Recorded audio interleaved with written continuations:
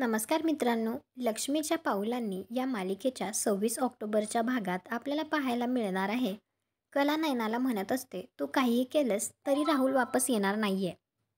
तर नैना म्हणत असते, या घरावर जे संकट आहे ना, जो शाप आहे, तो कधीच नाही संपणार. उलट अजून सगळं गुंतत जाईल. तर लगेच आबा म्हणतात, नाही नाही थांबा.